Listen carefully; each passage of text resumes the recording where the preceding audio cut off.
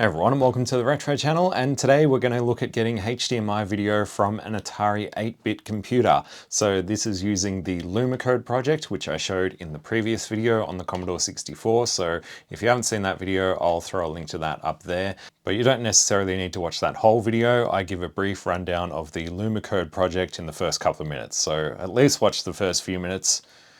That might be bad for viewer attention. Watch the whole video and all my other videos in their entirety.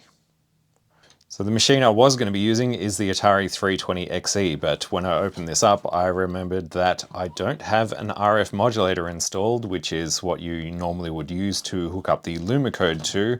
And it also has the GTIA chip soldered to the board. So this isn't exactly the ideal machine for this.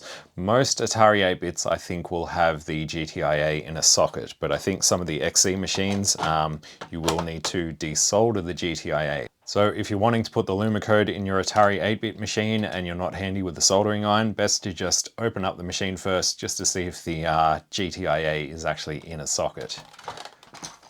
So putting that aside, I'm instead going to use this 130 XE, which is in a very rough state, but it does have the RF modulator still in place.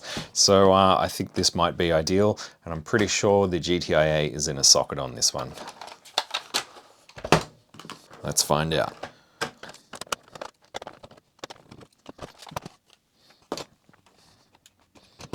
Yes, it is. So I'll just disconnect the keyboard for a moment. And we're going to pop out the GTIA. And of course, make sure you don't bend any of the pins on this thing. So we'll sort of gently lift it from each side until it comes out easily. And then we're going to put in our LumaCode for the Atari. So this is the GTIA-digitizer. I'll stick this in the socket, making sure we match up the notch on this with the notch on the original socket on the board.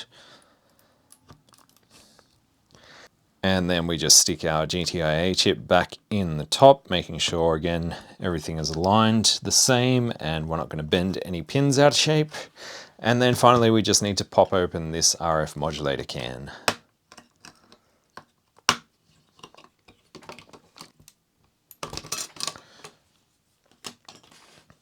And I've just realized this presents a problem. The board on this is kind of upside down. So normally you would just snip the wire that goes to the RF output, but because the board's flipped over, I can't easily do that.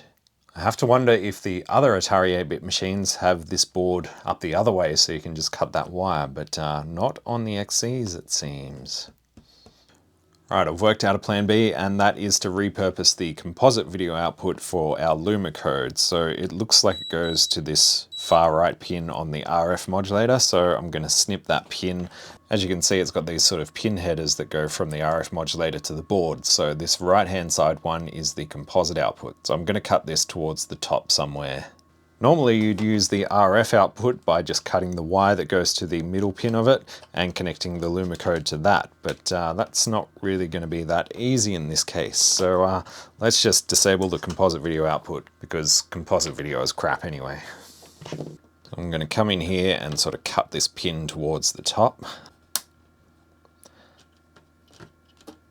And then we're just going to kind of bend that out a little bit.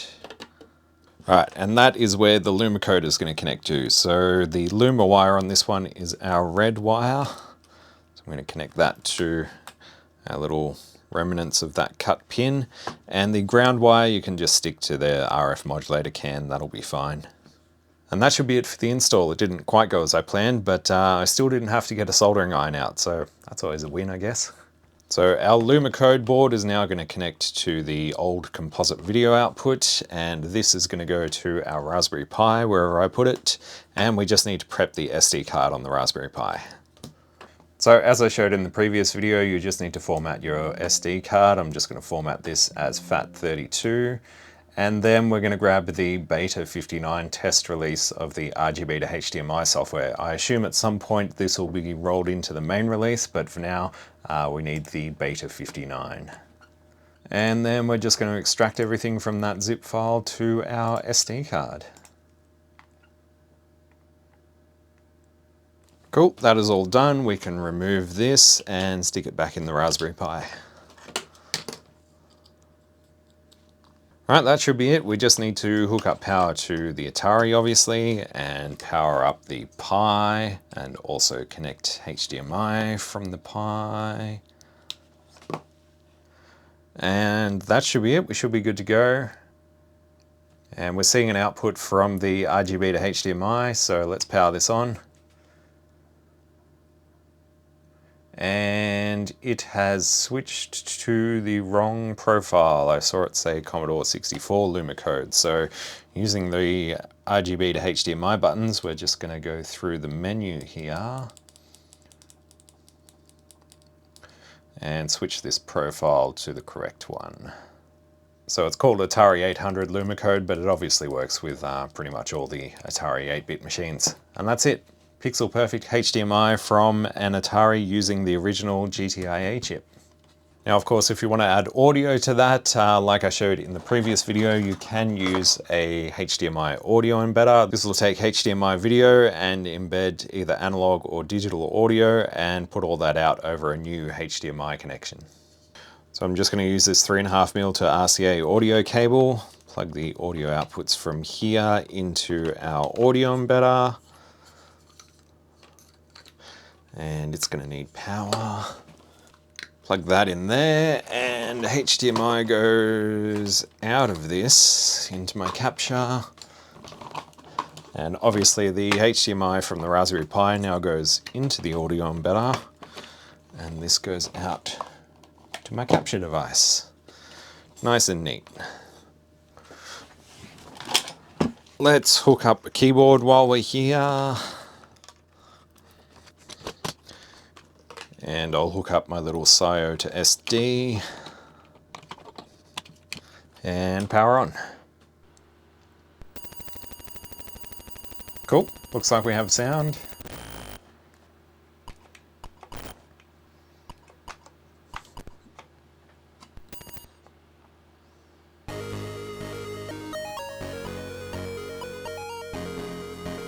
Now, once again, I'm recording this at 25 frames per second, so it may look a little bit juddery.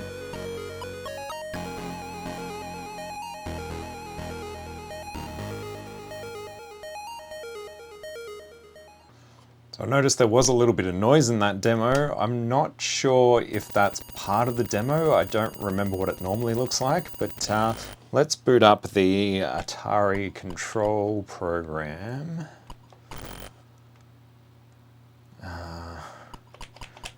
This one, I think. Yeah, so there is some noise in that image. Is that due to my setup, or is that some kind of bug? Just going to disconnect these wires here, and I'm just going to clip them directly to this RCA jack going to the Raspberry Pi. So with the clips connected directly to the RCA jack for the LumaCode, everything looks perfect. So maybe there's something else on this composite video line on the underside of the board. I guess I'll have to trace this out just to make sure that there's no like capacitor or something filtering out some frequencies somewhere and that's affecting the LumaCode output. I'm not sure. Let me just play around for a couple of minutes. And so looking around, the composite video goes to this pin here on the DIN connector, and that comes over to a ferrite bead and then heads over to where we hooked it up at the RF modulator. So maybe that ferrite bead is just filtering out something. I guess I can always remove it from circuit and see if that makes any difference. So let's flip this back over. So it goes through this ferrite bead here. So what I'm going to do is just cut it on this top side because that's where it goes directly to the pin of the DIN connector. I can always solder this back together later on. So our composite output should run to the remaining leg of this ferrite bead, and it shouldn't go any further than that. So that might be the ideal way to hook it up in an XE. Let's find out.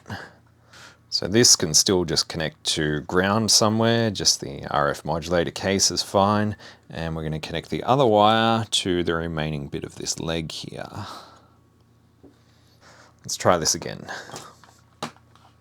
All right, there is still a tiny bit of noise over on the right hand side. Is that just poor grounding? No. Let's just hook this directly up to the DIN connector. Oh yeah, there's still a tiny bit of noise there.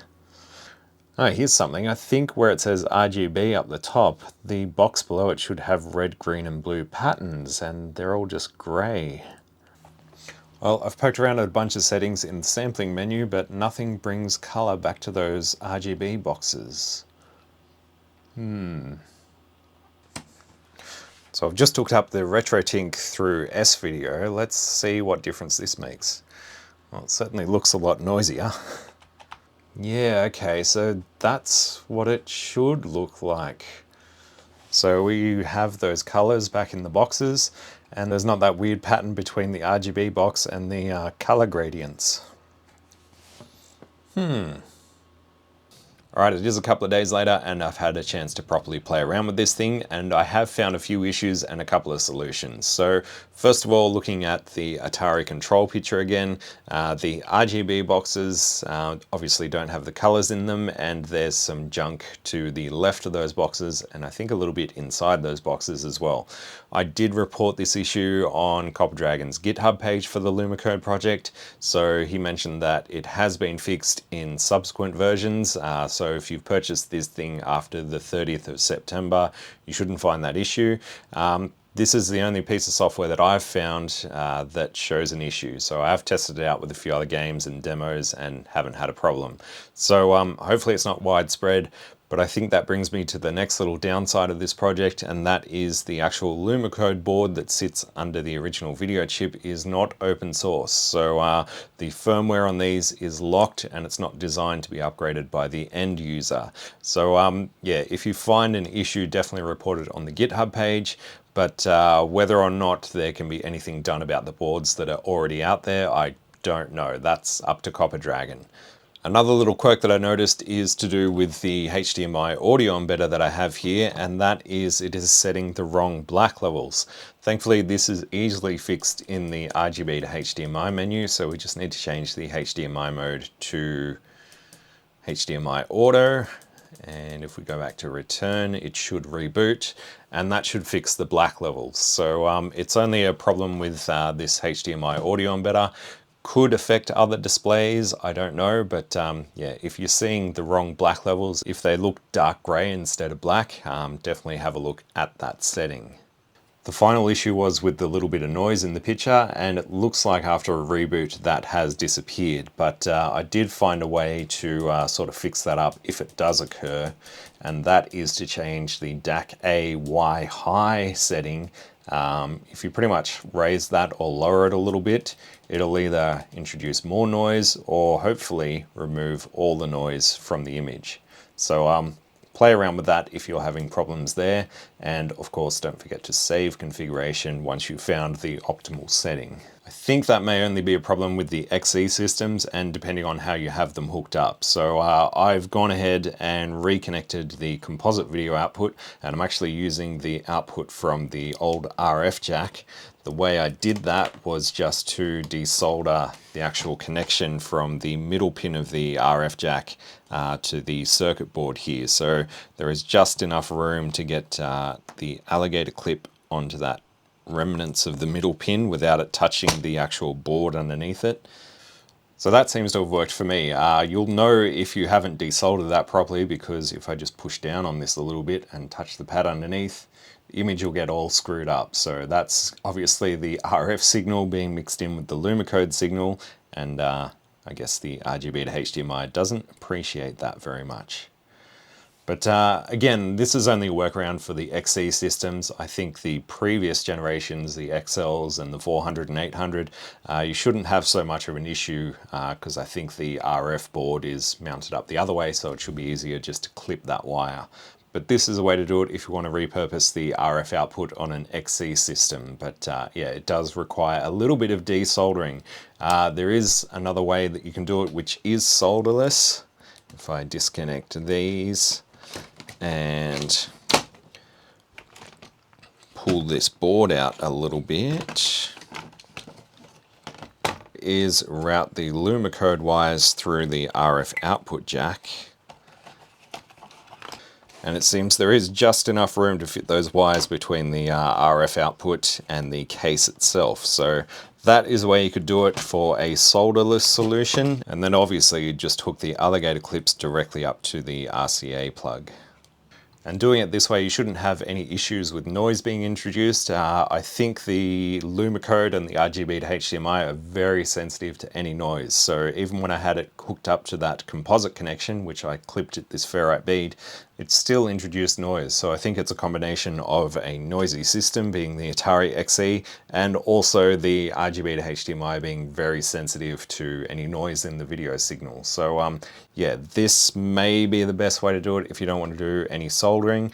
Otherwise, if you're handy with a soldering iron, maybe desolder the RF connector and solder the LumaCode cable onto the remaining pin there. But I think that's the best way to do it. And again, this is just for an XE system. I don't have an Atari XL or any of the other systems, so I can't test it out with them. Oh, and I forgot about the other issue, which was the little bit of junk on the right-hand side of the drunk chessboard demo. I think this is just because the RGB to HDMI is showing the full output from the Atari, so you can crop that out in the RGB to HDMI settings. If you just head into the geometry menu, and I think you can just change the max horizontal width, and that'll just crop out that little bit of the image. I think it's best just to have any overscan at 0 by default and leave it up to end users to change that kind of thing. So I've only seen that issue with the drunk chessboard demo and the little bit of crap on the right hand side. So yeah, I don't think it's a big issue and people can change it if they really want to. So I think that is it for LumaCode in the Atari 8-bit systems. Like I said, if you find any bugs, definitely report them. And yeah, coming up next, we'll look at LumaCode for the Commodore 128, which I can't wait for. So definitely stick around for that video. It'll be coming out very shortly. Obviously, patrons get early access. And speaking of which, I would like to thank my patrons for all their support. And if you're interested in becoming a member and getting ad-free, sponsor-free videos, along with early access and a bunch of other little perks, definitely check out the links in the video description. But until then, thank you all for watching. Like, subscribe, comment, blah, blah, blah, YouTube bullshit. I will catch you in the next one for the Commodore 128.